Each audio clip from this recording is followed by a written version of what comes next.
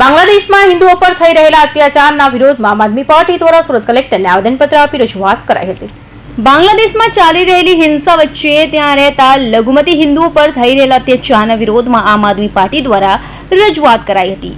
આમ આદમી પાર્ટી દ્વારા ગુજરાતભરમાં ગુરુવારે આવેદનપત્ર આપવાનું આયોજન કરાયું હતું, જેને લઈ સુરતમાં પણ આમ આદમી પાર્ટી દ્વારા શહેર પ્રમુખ અને મનપાના વિપક્ષી નેતા સહિતનાઓની આગેવાનીમાં સુરત કલેક્ટરેટ પહોંચી આવેદનપત્ર આપી બાંગ્લાદેશમાં હિન્દુઓ પર અને ખાસ કરીને સાધુ સંતો પર થઈ રહેલા હુમલાઓનો વિરોધ કરી ભારત સરકાર બાંગ્લાદેશના હિન્દુઓની સુરક્ષા સુનિશ્ચિત કરે તેવી માંગ કરી હતી।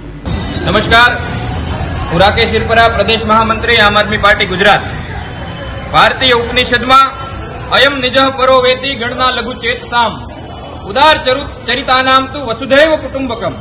વસુધૈવ કુટુંબકમની વાત કરવામાં આવી છે। આ વસુધૈવ કુટુંબકમ એટલે કે પૃથ્વીને જ પોતાનો પરિવાર માનતા એવા બાંગ્લાદેશના અલ્પસંખ્યક હિન્દુઓ ઉપર, સાધુ સંતો ઉપર છેલ્લા ઘણા સમયથી અમાનુષી અત્યાચારો થઈ રહ્યા છે, હુમલાઓ થઈ રહ્યા છે। સમગ્ર વિશ્વના હિન્દુઓ, સમગ્ર વિશ્વના નાગરિકો અને માનવ અધિકારની ચિંતા કરતા લાગણીશીલ ચિંતકો આ ઘટનાથી દુઃખી છે, વ્યગ્ર છે। ભારતના સમગ્ર દેશના લોકો આ ઘટનાથી ચિંતિત છે અને આક્રોશિત છે। આમ આદમી પાર્ટી ગુજરાત આજે સમગ્ર ગુજરાતમાં આ મુદ્દે આવેદનપત્ર પાઠવી રહી છે અને સરકારને વિનંતી કરી રહી છે કે ભારત સરકાર આ મુદ્દે હસ્તક્ષેપ કરે।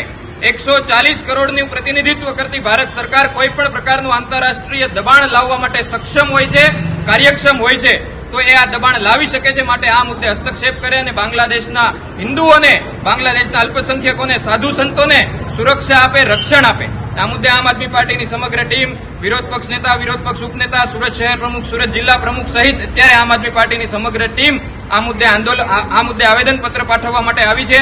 અને સાથે સાથે સમગ્ર ભારતના લોકો વતી અમે બાંગ્લાદેશના કટ્ટરપંથીઓને પણ ચેતવણી આપવા માંગીએ છીએ કે તમે આ તમારો જે બાંગ્લાદેશ છે એ પણ ભારતને કારણે, ભારતના દીકરા દીકરીઓને કારણે તમારા બાંગ્લાદેશનું અસ્તિત્વ છે। 1971માં જ્યારે પાકિસ્તાનના કટ્ટરપંથીઓને, પાકિસ્તાનની આતતાયી સેના તમારા ઉપર અત્યાચાર કરી રહી હતી, ત્યારે ભારતના દીકરા દીકરીઓએ પોતાનું લોહી વહાવડીને તમારા બાંગ્લાદેશનું સપનું સિદ્ધ કર્યું છે। માટે બાંગ્લાદેશમાં વસતા હિન્દુઓ અને સાધુ સંતો ઉપર અત્યાચારો કરવાનું, હુમલા કરવાનું બંધ કરો, નહીતર આ 140 કરોડનું પ્રતિનિધિત્વ અને સક્ષમતા ધરાવતો ભારત દેશ છે કોઈ પણ પ્રકારના હુમલાનો જવાબ આપવા માટે, કોઈ પણ પ્રકારની સમસ્યાઓનો સામનો કરવા માટે આ સક્ષમ છે। જય હિન્દ, જય જય ગરવી ગુજરાત, વંદે માતરમ। ભારત માતા કી જય।